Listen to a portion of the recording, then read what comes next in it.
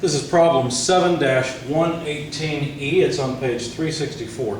Consider a 3-ton refrigeration system that operates on an ideal vapor compression refrigeration cycle with refrigerant R134A as the working fluid. The refrigerant enters the compressor as saturated vapor at 20 psia and is compressed to a pressure of 140 psia. Show the cycle on a TS diagram with respect to saturation lines and determine A, the quality of the refrigerant at the end of the throttling process, B, the coefficient of performance, and C, the power input to the compressor. So we're given the 3-ton refrigerator. You may say, what does the weight or the mass of that refrigeration unit have to do with anything? They said it was 3 tons. What they've really given us is the rate at which heat is extracted from the cooled environment. So why do they measure in tons? What does that mean?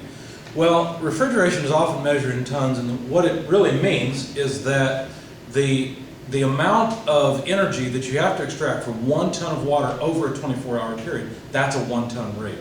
And so that's what's really meant. So if you look up refrigerant capacity in the front of your book, you'll find that under the power dimension, 1 ton of refrigeration is 200 BTUs per minute. So this is not really a measure of mass. What it is a measure of heat flow rate, okay? But it's just something that has been around for so long, everybody knows it and uses it. So 200 BTUs per minute is equivalent to 1 ton. Okay? So that takes care of the ton part, and by the way, I'll probably want this in BTUs per second. This comes out, of course, to 600 BTUs per minute, but if I write, let's see, 1 minute per 60 seconds, then the resulting unit, or resulting number, I'll just write up here. This is simply 10 BTUs per second. So this is just a fancy way of telling us that the flow rate, or the cooling rate, is 10 BTUs per second. Now we're supposed to draw a TS diagram, but they gave us some information. I'm going to incorporate the information they gave us onto the TS diagram. And I will use degrees Fahrenheit for temperature. Of course, BTUs will be, entropy will be BTUs per pound mass per Rankine.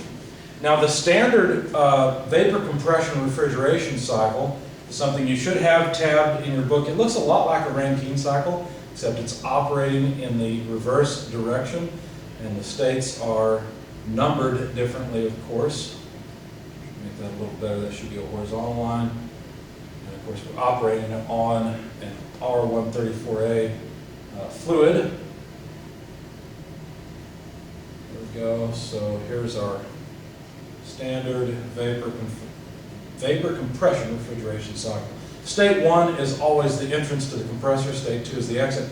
Remember, this is rotating or going. The cycle is moving counterclockwise, so it's heat pump. Essentially, it's moving thermal energy from a region of low quality and low temperature to a region of high quality or high temperature.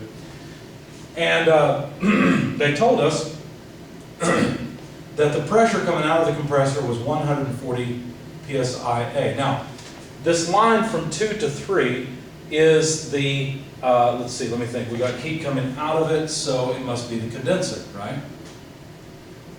So if heat's coming out of it, this is the condenser, and all it really is kind of like an open pipe. So there's no way to change the pressure from state 2 to state 3. So this is all a line of constant pressure of 140 psia. On the other hand, this line down here, oh, by the way, this is the throttling valve from 3 to 4, but 4 to 1 is the condenser. This is where we're pulling in. And usually we write it as QL or Q. QL is more common, QH is more common as well, but you could say Q in and Q out. It doesn't matter, as long as you know what you're talking about here.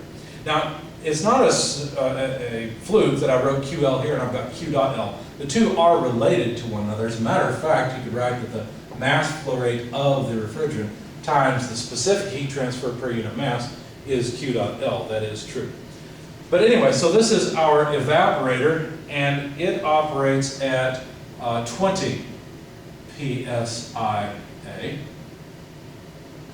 And then this is the compressor here from state 1 to state 2. Notice that unlike the Rankine cycle, which has a turbine going this way, we've got a compressor going this way.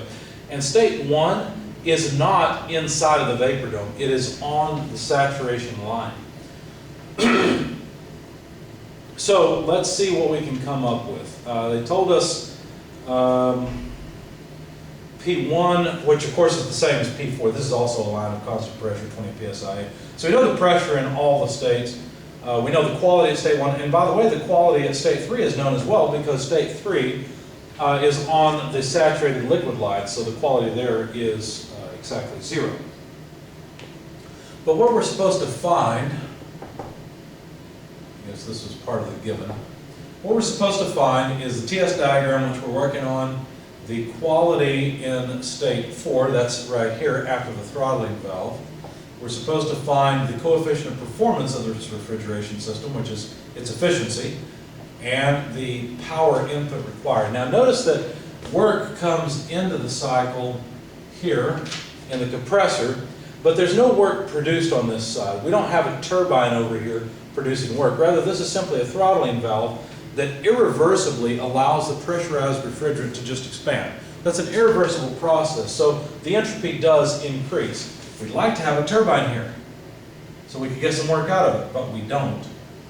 We have a throttling valve, we just dump the pressure irreversibly, and so the entropy at this point will be higher than the entropy at state 3. So since I'm pulling down entropy lines, I may as well pull down the last one for states 1 and 2. So this is what we're trying to find. Let's see if we can do it. How will we approach this problem? Well, by solving all of the states. Where should we begin?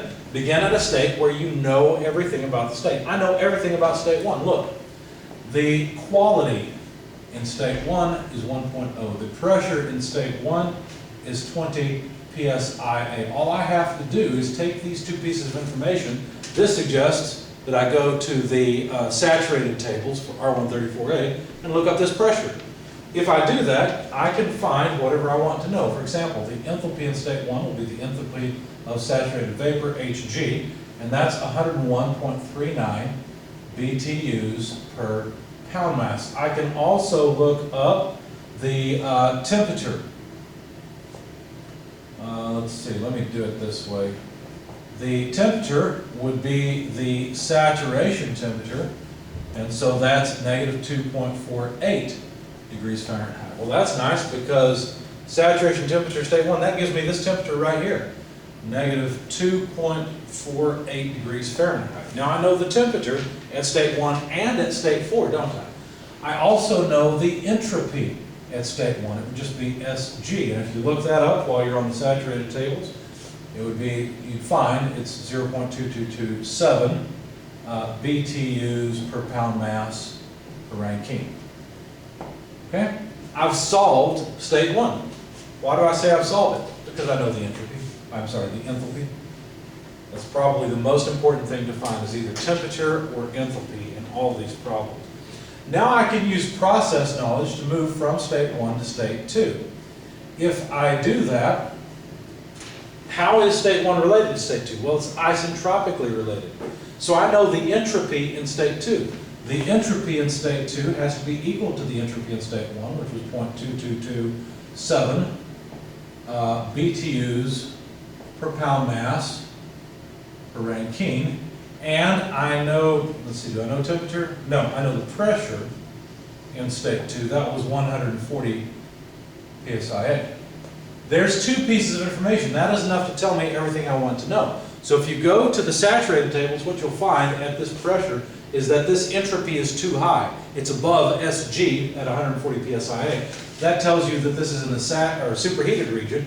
Not a surprise. This point better be in the superheated region to be the ideal, run-of-the-mill vapor compression refrigeration cycle. So we go to the superheated tables, and that's where, at least for R134A, and that's where we find that we can't exactly look up the enthalpy. We have to interpolate.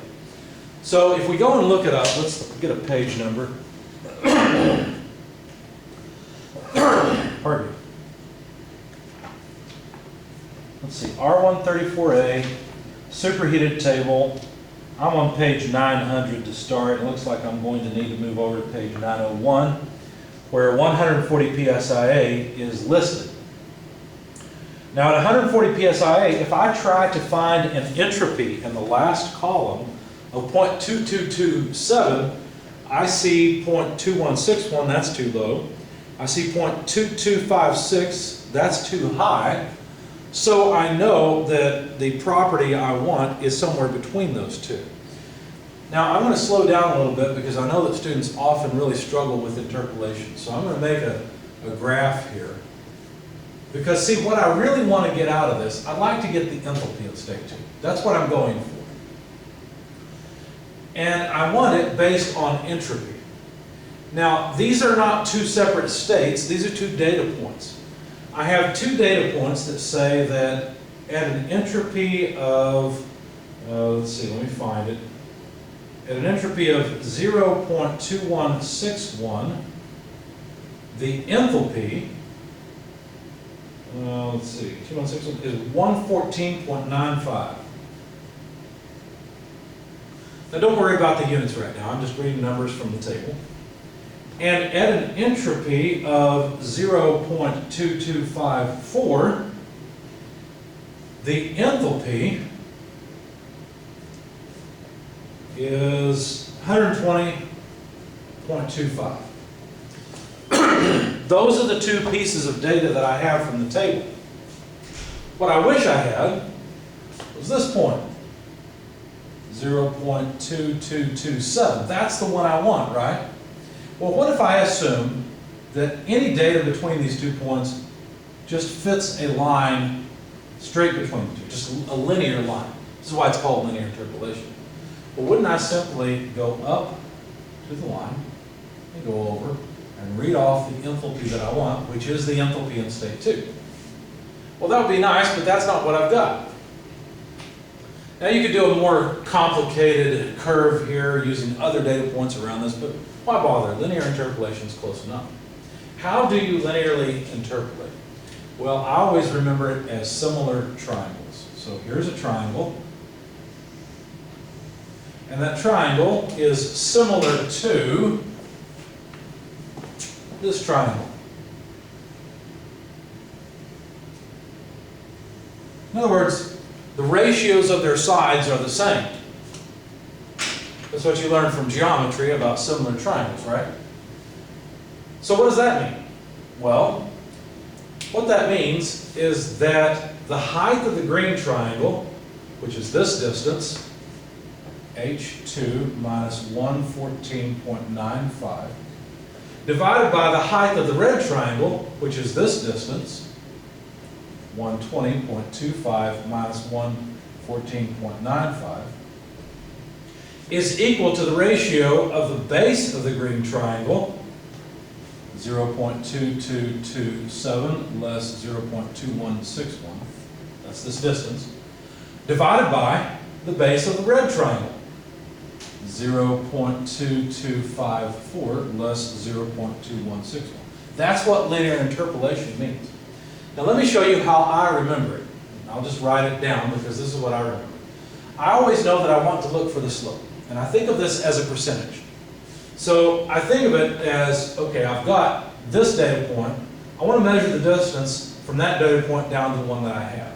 So I just write 0.2227. Tried to write a 7 when I needed to write a 2. Minus the lower point, 0.2161, divided by the whole range, 0.2254 less 0.2161. Okay, so this is just basically the percentage, okay, that I want to scale the difference here on, right? Because all this is a percentage, this over this. Well, I want to scale this distance based on that ratio. So then I remember that these are all entropies, and so I'm going to scale it based on this height, right? So I want this gives me the percentage of this height that I need. So I need 120.25 minus 114.95. Sorry, I'm off the screen. This is an enthalpy here. This is an enthalpy difference. It's that height.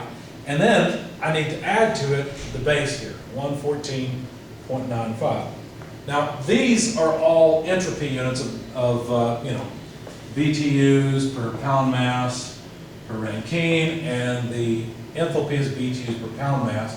it doesn't really matter because what ends up happening is all the units for the entropy go away, and I'm simply left with things that have units of enthalpy. So I know I will end up with BTUs per pound mass. But this equation and this equation are exactly the same because all I've really done is taken the denominator and multiplied it, that's this term, and then added the offset there. Okay? So I hope that helps your interpolations. Just similar triangles, that's all it really is. That's a lot of work to say that, it's pretty wise to put this into your graphing calculator or a spreadsheet or something so you never have to think about it again. Figure it out. And then just have a spreadsheet where you can put in the 2 data points and then put in your input and it gives you the output variable immediately.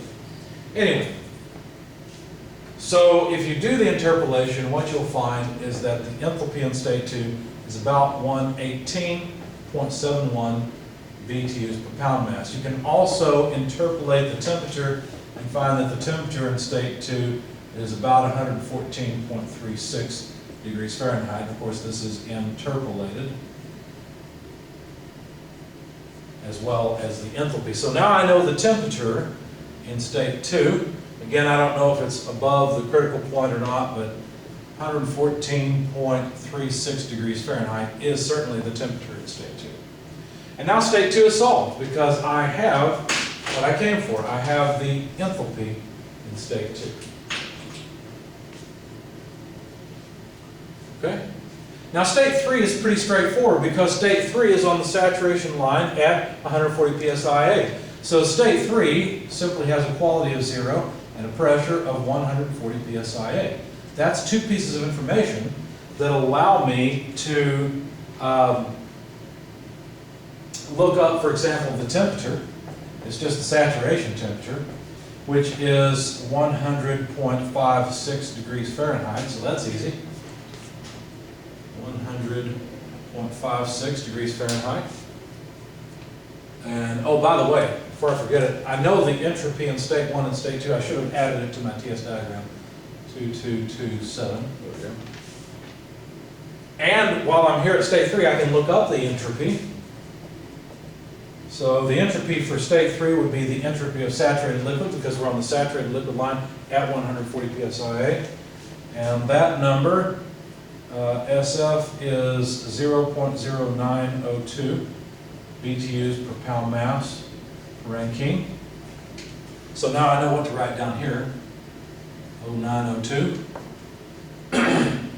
And I can look up the enthalpy because the enthalpy in state 3 would be the enthalpy of saturated liquid at 140 psi, and that is 44.43 BTUs per pound mass.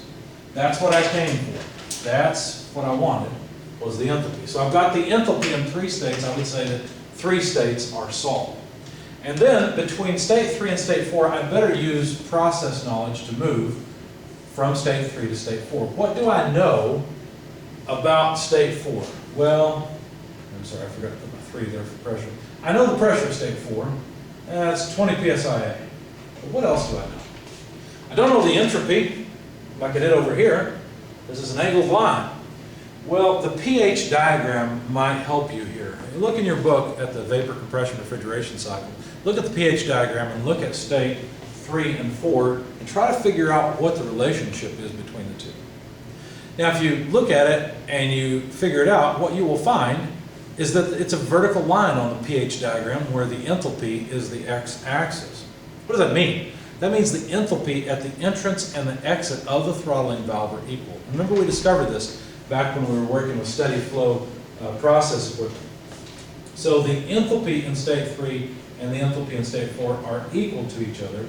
So this is 44.43 BTUs per pound mass, and I pretty much got what I want, right? I mean, this is what I've said that I wanted all along was the enthalpy in all the states. Well, we're pretty much done, but for the sake of completeness, your author did ask us to find the quality in state 4. Notice that state 4 is in the saturation region. It consists of some vapor and some liquid. Okay, so wherever that entropy is, I don't know. But anyway, the quality in state 4 can be calculated based on the known enthalpy. So H4 less HF over Hg less HF at 20 psi. So over here is Hg over here is HF or SF and SG.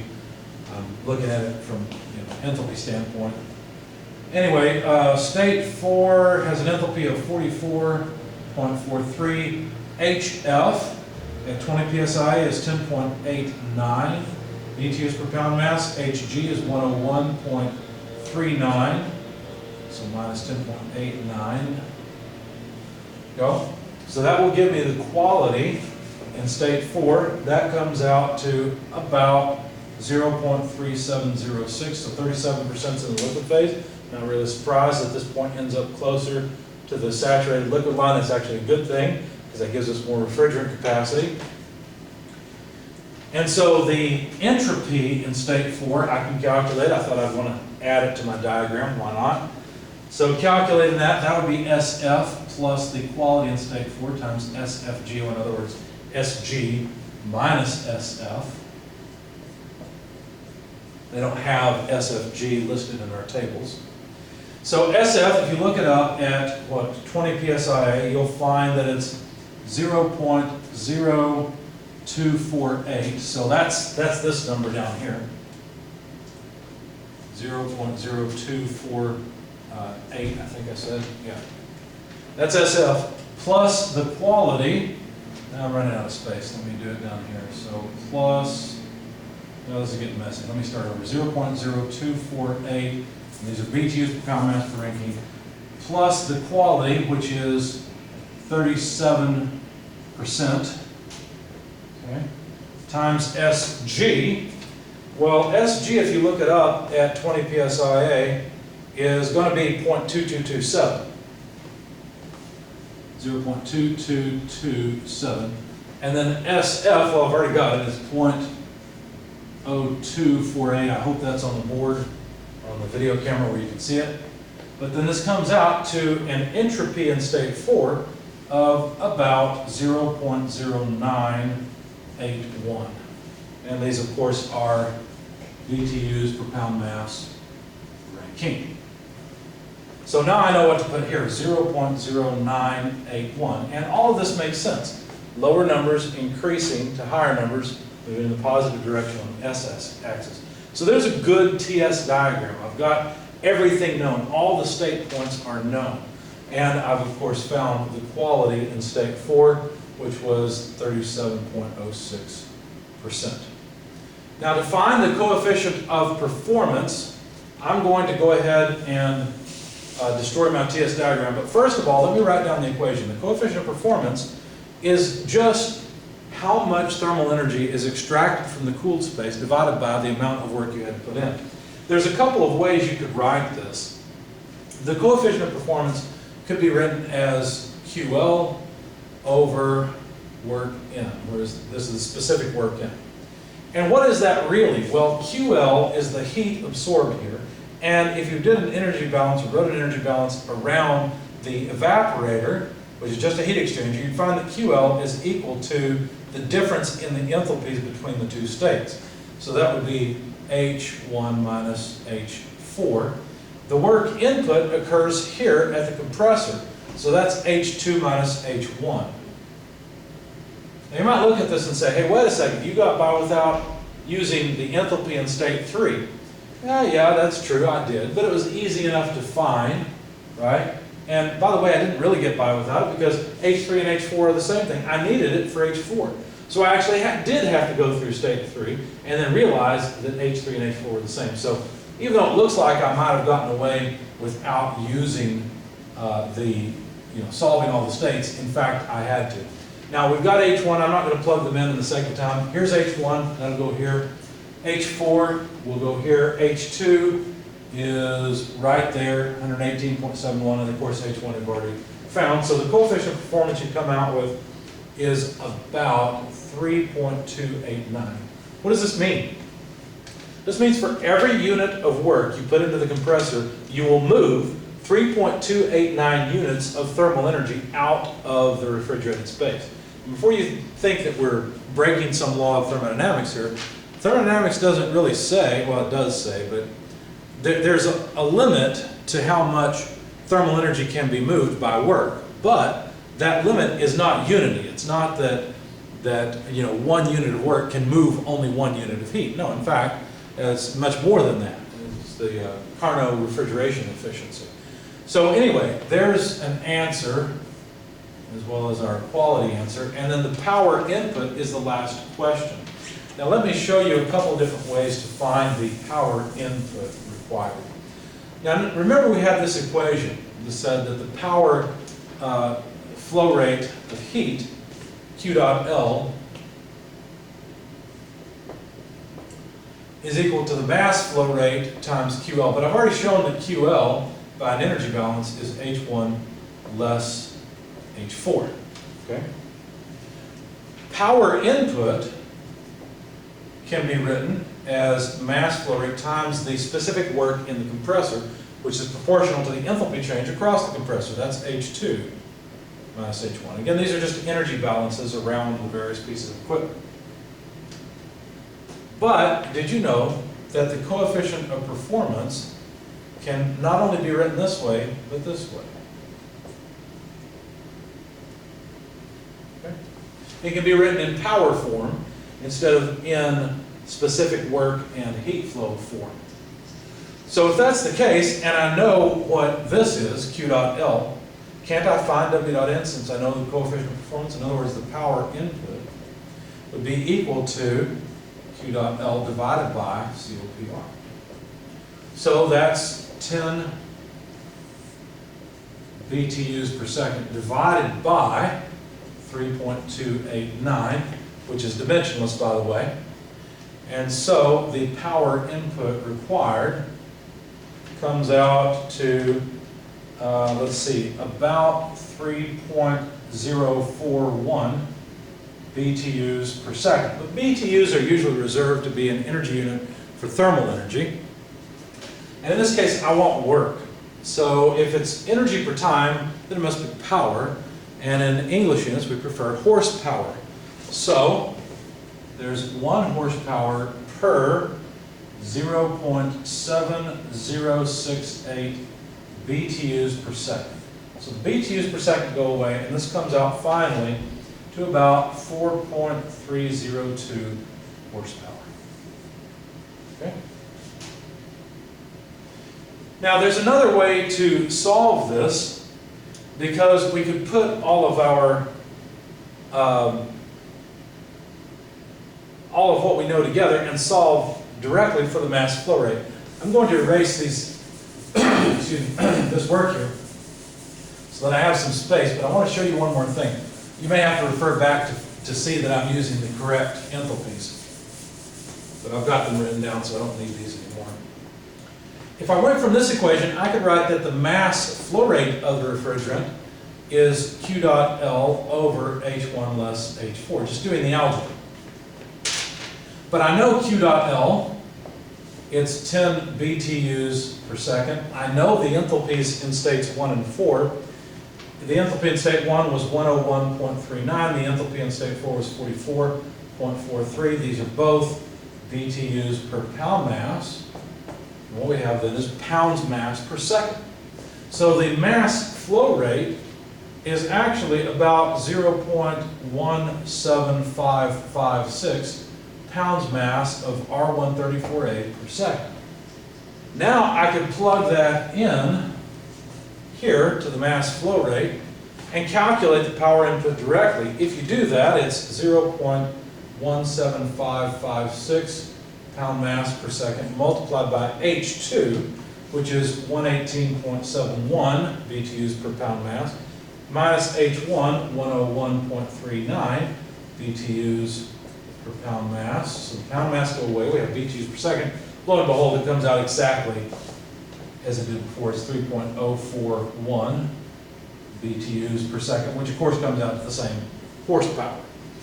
So you can go either way. The advantage of this direction is that we can actually calculate the mass flow rate of the refrigerant. Although it was not requested, it's something we can find.